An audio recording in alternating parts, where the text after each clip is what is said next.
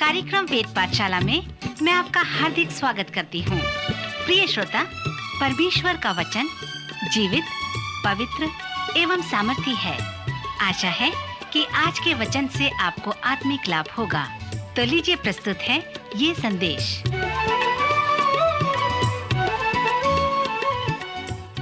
प्रिय श्रोता मित्र, आपको मेरा नमस्कार। यह बड़े ही आनंद का विषय है कि आज फिर एक बार वेद पाठशाला कार्यक्रम में मैं आपका स्वागत कर सकता हूं। पवित्र शास्त्र के इस सर्वेक्षण में हमने पुराने नियम से उत्पत्ति, निर्गमन और लय व्यवस्था की पुस्तकों का सर्वेक्षण करने के पश्चात अब हम गिनती नामक पुस्तक तक आ चुके हैं। निर्गमन की पुस्तक में से हम जिन ऐतिहासिक विवरणों को देखते आ रहे हैं उसे हम यहाँ फिर से देखेंगे। ये ऐतिहासिक वृतांत उत्पत्ति की पुस्तक से प्रारंभ होकर निर्गमन की पुस्तक के 2/3 भाग तक हमें मिलते हैं। फिर जब आप मिलाप वाले तंबू के विषय में पढ़ते हैं तो उन वृतांतों को आप वहाँ नहीं पाते, परंतु जब आप गिनती की पुस्तक में प्रवेश करते हैं तो आप उन विवरणों को पढ़ सकते हैं। गिनती की पुस्तक हमें इब्री लोगों के 40 वर्ष के इतिहास के विषय को बताती है। यहाँ पर उद्धार के विषय में जो दृष्टांत है वो उत्पत्ति से प्रारंभ होकर ऐतिहासिक पुस्तकों में से होकर चलते हैं, जो इस प्रकार से हैं कि उत्पत्ति के पुस्तक में आप हमारे उद्धार के प्रारंभ को प्राप्त करेंगे और फिर मनुष्य के स्वभाव के द्वारा उसके पाप में पड़ने के वृतांत को आप इस पुस्तक में प्राप्त कर सकते हैं। उत्पत्ति का 3रा अध्याय मनुष्य के स्वभाव के विषय में वर्णन करता है कि वह जैसा था आज भी वह वैसा ही है। फिर हमें इस पुस्तक में यह भी बताया गया है कि हमारा उद्धार परमेश्वर के स्वभाव से प्राप्त किया जा सकता है कि जो था और जो आज भी है। उत्पत्ति शब्द का अर्थ प्रारंभ या आदि है, जो हमें प्रारंभिक बातों के विषय अर्थात हमारे उद्धार के प्रारंभिक विषयों के बारे में बताती है। निर्गमन की पुस्तक हमारे उद्धार के विषय पर यह उदाहरण देकर बताती है कि जब इस्राएली लोग मिस्र में गुलामी में थे तो उनके छुटकारे का अनुभव हमें हमारे पाप से छुटकारा पाने के विषय को बताती है। जिस प्रकार वे लोग मिस्र के दासों से छुटकारा पाए, उसी प्रकार यह संभव है कि आप और मैं पाप के दासों से छुटकारा प्राप्त कर सकते हैं। हम में से बहुत से लोग जो करना चाहते हैं वो नहीं करते, परंतु हमें जो करना है और जिसकी आवश्यकता है हम नहीं करते हैं। इसका मतलब यह कि हम स्वतंत्र नहीं हैं। संसार में बहुत से कम लोग हैं जो स्वतंत्र हैं। प्रभु यीशु ने हमसे कहा है कि यदि हम निरंतर पाप करते हैं तो हम पाप के दास हैं, परंतु उसने जिस उद्धार के विषय में प्रचार किया है वो हमें स्वतंत्र कर सकता है। सो प्रभु यीशु मसीह के अनुसार जब उद्धार हमें स्वतंत्र करता है तब हम स्वतंत्र हो जाते हैं और वह उद्धार हमारे लिए रूपकात्मक रूप से प्रस्तुत किया गया है। निर्गमन की पुस्तक में जब परमेश्वर के लोगों ने मिस्र की गुलामी से छुटकारा प्राप्त किया तो उन्होंने उस छुटकारे को अनुभव किया और जिसका उद्देश्य यह था कि उन्हें कनान देश में प्रवेश करना है। परमेश्वर ने इब्राहिम, इसहाक और याकूब से कहा था कि उसने उनके लिए एक विशेष देश को तैयार किया है जिसे हम प्रतिज्ञा का देश कहते हैं। यह ऐसा देश था जहां दूध और मधु की धारा बहती थी, जहां बहुत उपज होती थी। ऐसे आशीषित और प्रतिज्ञा के देश में उन्हें प्रवेश करना था। जब हम पाप की गुलामी और पाप के दासों से छुटकारा प्राप्त करते हैं तो वह छुटकारा उसका अंत नहीं है मित्र, परंतु प्रभु यीशु के कहे अनुसार बहुतायत के जीवन को पाना ही छुटकारा पाना है। प्रभु यीशु ने कहा, मैं इसलिए आया कि वे जीवन पाएं एवं बहुतायत का जीवन पाएं। और मित्र, यही है हमारा प्रतिज्ञा का देश जिसे रूपकात्मक रूप से बताया गया है। आज हमें चाहिए कि हम उस प्रतिज्ञा किए हुए बहुतायत के जीवन में प्रवेश करें। गिनती की पुस्तक हमें इस्राएलियों के छुटकारे और प्रतिज्ञा किए हुए कनान देश में उनके प्रवेश के विषय में बताती है। वे लोग मिस्र से कनान देश सीधे नहीं गए, परंतु गिनती की पुस्तक हमें बताती है कि वे लोग जंगल में 40 वर्ष तक घूमते फिरते रहे। रूपकात्मक रूप से बड़े दुख के साथ कहना पड़ता है कि आज के नामधारी मसीही जो कलीसिया में पाए जाते हैं, यद्यपि वे प्रभु यीशु मसीह के सुसमाचार पर विश्वास करते हैं, यद्यपि उन्हें उनके पापों की क्षमा मिल गई है, परंतु फिर भी उन्हें बहुतायत के जीवन का अनुभव नहीं मिला है। वे बहुतायत के जीवन को नहीं प्राप्त कर सके हैं। वे लोग निराश, परेशान और असंतुष्ट हैं।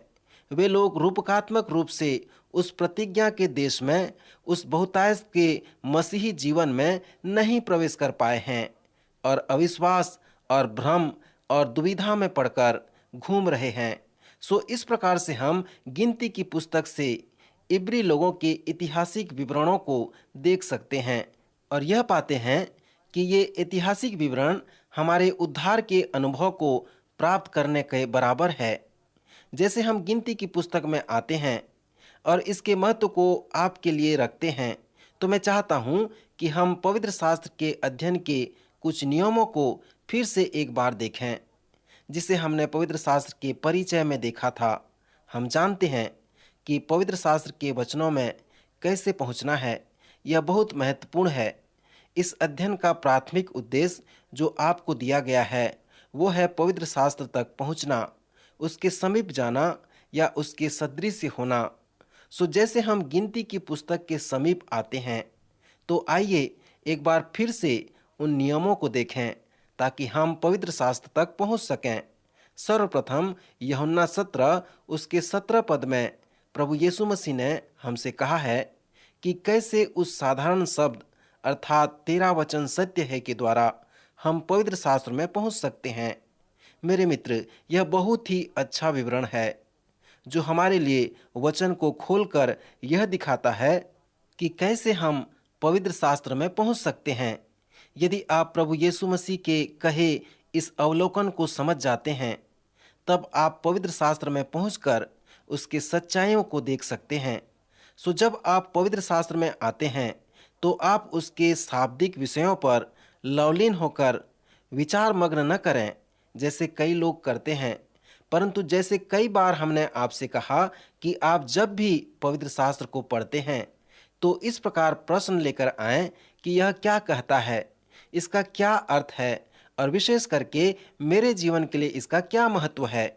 दूसरे शब्दों में इसे हम इस तरह से समझ सकते हैं कि मैं पवित्र शास्त्र में इसलिए नहीं आ रहा हूं कि उस पर वाद विवाद करूं, परंतु मैं इसलिए उसको पढ़ रहा हूं कि उसके शिक्षा की सच्चाइयों को देखूं कि मेरे जीवन के लिए उसका क्या महत्व है। पवित्र शास्त्र को पढ़ने, समझने और उस पर पहुंचने का अगला नियम हम यूहन्ना 7वें अध्याय उसके 17वें पद में प्राप्त कर सकते हैं। श्रोता, यदि आप पवित्र शास्त्र में आकर उसके सच्चाइयों को देखते हैं, उस पर विश्वास करते हैं और उसे अपने जीवन में लागू होने देते हैं और उसके उपदेशों के विषय में यह विश्वास करते हैं कि वह परमेश्वर की ओर से है, तब आप यह जान पाएंगे कि यह परमेश्वर का वचन है और बिल्कुल सत्य है और उसी की ओर से आया है और वह आपको यह दिखा रहा है कि कैसे जीवन व्यतीत करना चाहिए। सो जब इन दोनों वचनों को आप अपने जीवन में लागू करते हैं और उस पर विश्वास के साथ परमेश्वर के पवित्र वचन में प्रवेश करते हैं, उसे पढ़ते हैं, तब वो आपको उस सत्य के विषय में बताएगा और आप उस सत्य को जानकर उसे अपने जीवन में लागू कर पाएंगे। भजन संहिता उसके 119, 160 पद में भजनकार कहता है, तेरा सारा वचन सत्य ही है।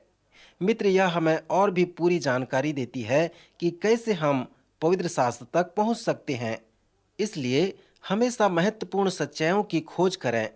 छोटी छोटी बातों को न देखें, परंतु जब परमेश्वर आपको दिखा रहा है तो बड़ी बड़ी सच्चाइयों को देखें और उसका पालन करें।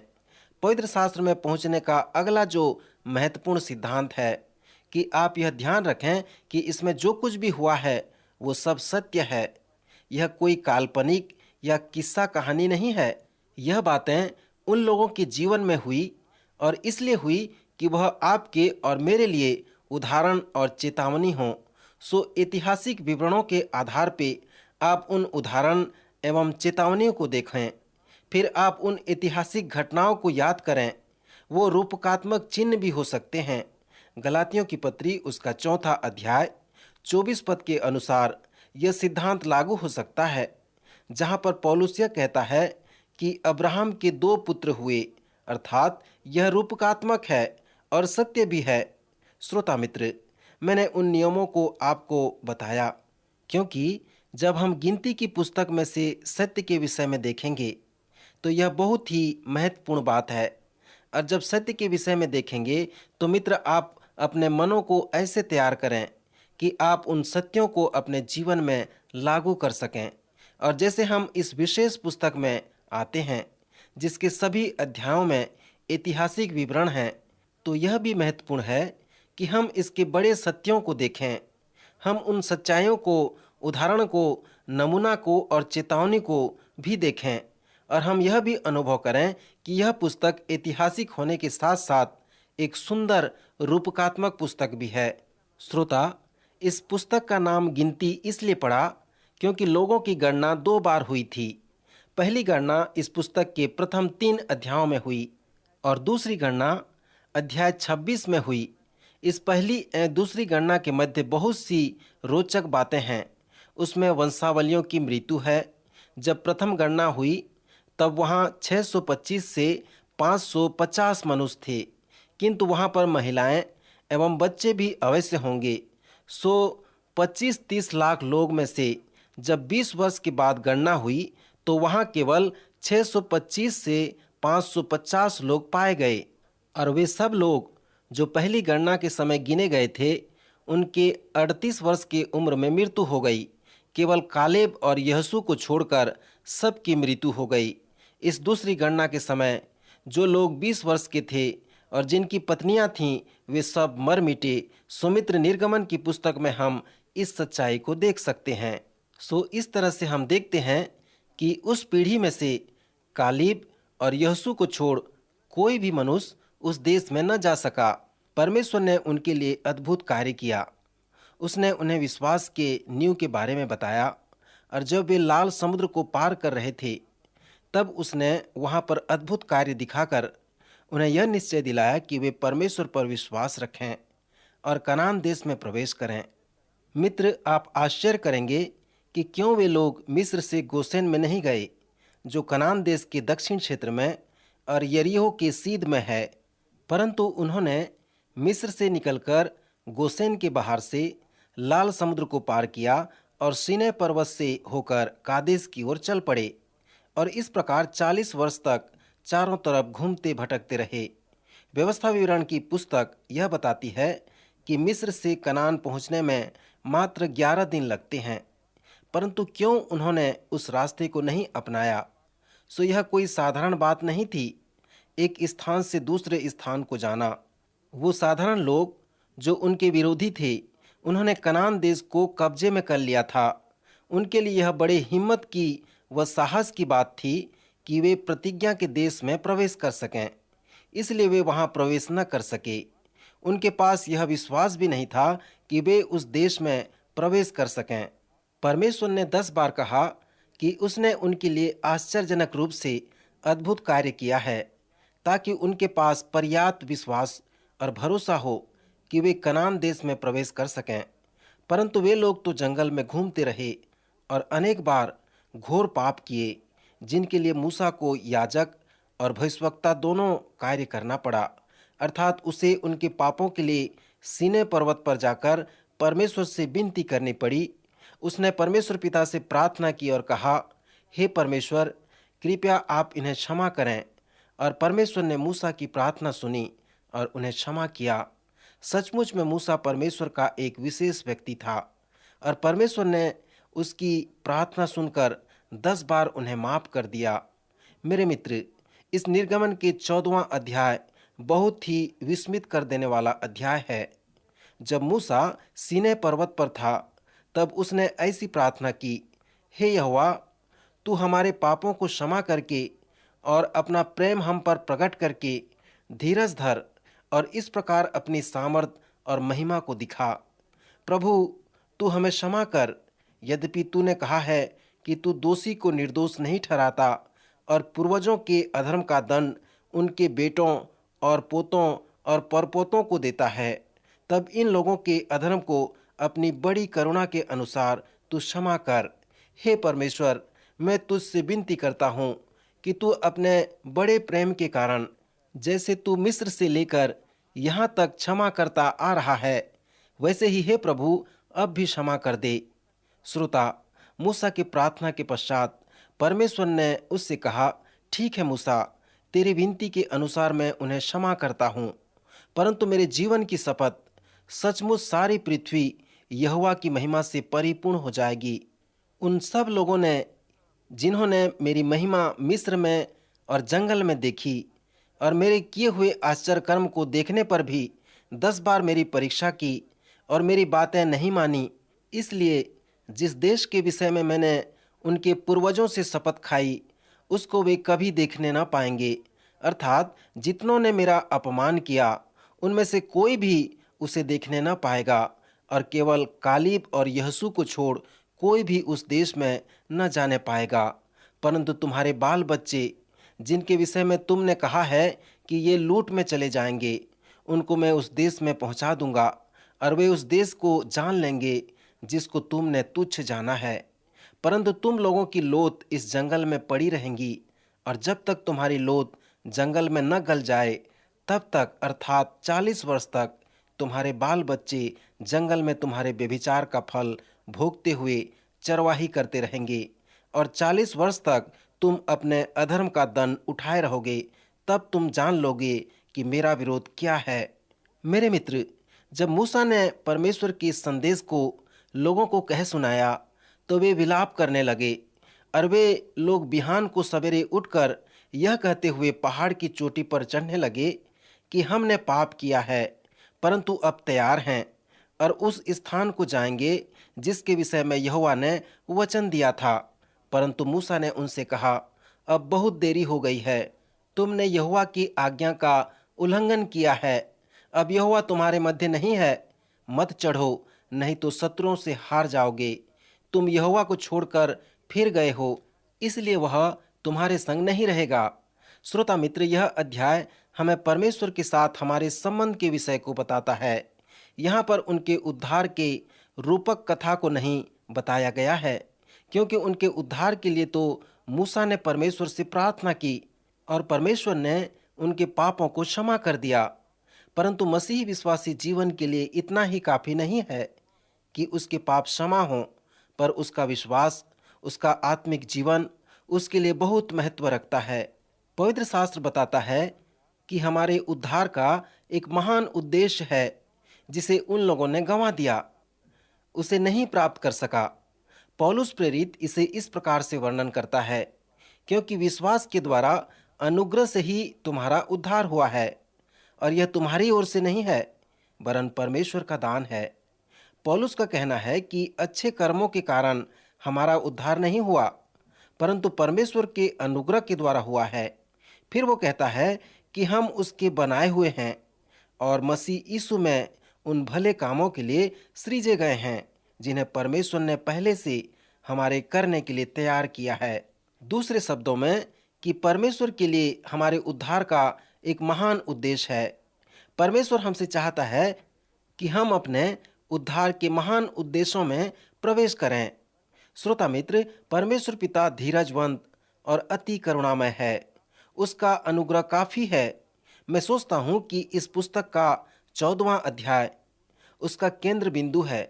यहाँ पर निर्णय लेने के स्तर के विषय को बताया गया है, अर्थात बहुत अधिक धीरज व अनुग्रह के बाद यहाँ निर्णय लेने का समय है कि क्या हमें अपने जीवन को परमेश्वर की इच्छा के अनुसार चलाना है या नहीं चलाना है। सो मित्र, गिनती की पुस्तक हमें परमेश्वर के साथ हमारे संबंध को बताता है। यहाँ पर उद्धार के विषय में जोर नहीं दिया गया है, क्योंकि उद्धार परमेश्वर के अनुग्रह से होता है, न कि हमारे अच्छे कर्मों से। परंतु यहाँ पर हमें हमारे जीवन में परमेश्वर की इच्छा को जानने के विषय में जोर दिया गया है कि किस उद्देश्य से उसने हमें बनाया है और किस उद्देश्य से उसने हमारा उद्धार किया है। मैं विश्वास करता हूँ मित्र कि आप इस बात को समझ गए होंगे, जहाँ परमेश्वर 10 बार अपने विषय में प्रमाणित करता है उसने शायद 10 बार यह प्रयत्न किया होगा कि आप उसकी इच्छा को जानें और उस पर चलें, परंतु यह 14वां अध्याय कहता है जहां पर परमेश्वर उन लोगों से कहता है, ठीक है, मैंने देख लिया, मैंने सुन लिया, अब बहुत हो गया। रोमियो के पहले अध्याय में पौलुस ने 3 बार इसे कहा है कि परमेश्वर ने इन्हें उनके निकम्मे मन पर छोड़ दिया। श्रोता, परमेश्वर कभी भी मनुष्य को अपने वश में नहीं रखता, परंतु उसे स्वतंत्र रखता है। उसने उसे स्वतंत्र इच्छा दिया है कि वो किसी का भी चुनाव कर सकता है। परमेश्वर कभी भी यह जोर नहीं करता कि हम अपने इच्छा को छोड़ दें और उसकी इच्छा में चलें, परंतु वह हमें चुनाव करने का स्वतंत्र इच्छा दिया है जिसके द्वारा हम आगे बढ़ सकते हैं। यदि परमेश्वर चाहे तो वो कुछ भी कर सकता है, परंतु वो ऐसा नहीं करता। एस्तेर की पुस्तक में एस्तेर को कहा गया कि वह यहूदी लोगों का उद्धार करे, क्योंकि यहूदी लोग मादियों और फारसियों द्वारा मारे जाने वाले थे। वे लोग एस्तेर रानी के पास पहुँचे जो फारसियों की रानी थी। जिस प्रकार से यूसुफ मिस्र में था और दानियेल बेबीलोन में था और मूसा मिस्र के फिरौन के पास था, उसी प्रकार परमेश्वर ने अपने लोगों को रखा था और एस्तेर रानी को भी फारसियों के साम्राज्य में रखा था।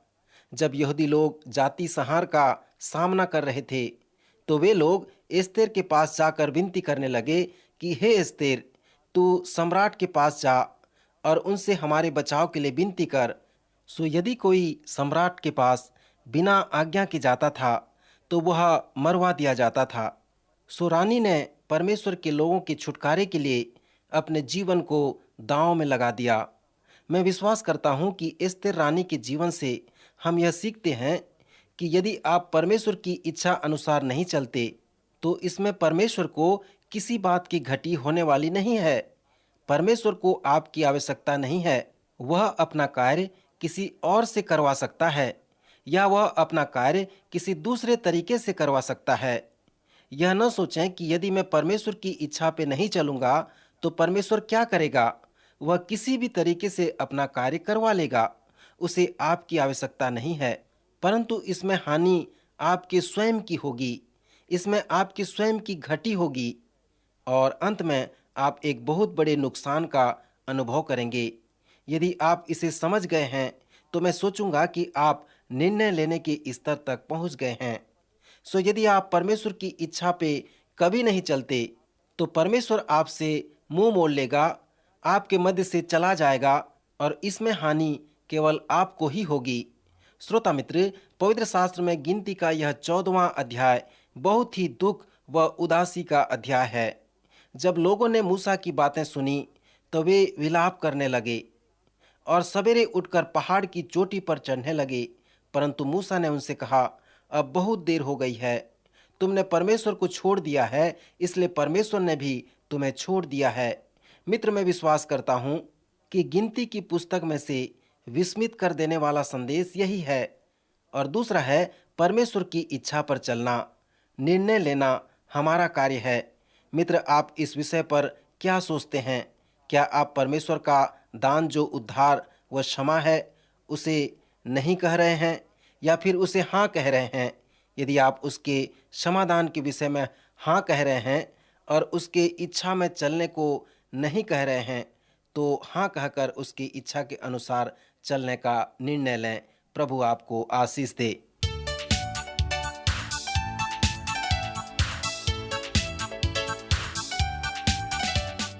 प्रिय श्रोताओं, अभी आप सुन रहे थे हमारा ये कार्यक्रम वेद पाठशाला। श्रोताओं, आपको ये जानकर खुशी होगी कि हमारे पास इस अध्ययन से संबंधित नोट्स उपलब्ध हैं जिन्हें हम सभी श्रोताओं को निशुल्क भेजना चाहते हैं। यदि आप इसे प्राप्त करना चाहते हैं तो हमें इस पते पर लिखें। हमारा पता है कार्यक्रम Ved Pathshala, radio Vishwavani, post box number 317, Lucknow 226001, Uttar Pradesh. हमारा पता एक बार फिर सुन लीजिए। कार्यक्रम Ved Pathshala, radio Vishwavani, post box number 317, Lucknow 226001, Uttar Pradesh. और हाँ श्रोताओ, अब आप हमसे ईमेल के द्वारा भी संपर्क कर सकते हैं। हमारा ईमेल आईडी है hindiembassy@radiovv.org, hindiembassy@radiovv.org। और इसी के साथ हमारे आज के कार्यक्रम का समय समाप्त होता है। अगले कार्यक्रम में आपसे फिर भेंट होगी। तब तक के लिए आज्ञा दीजिए। नमस्कार।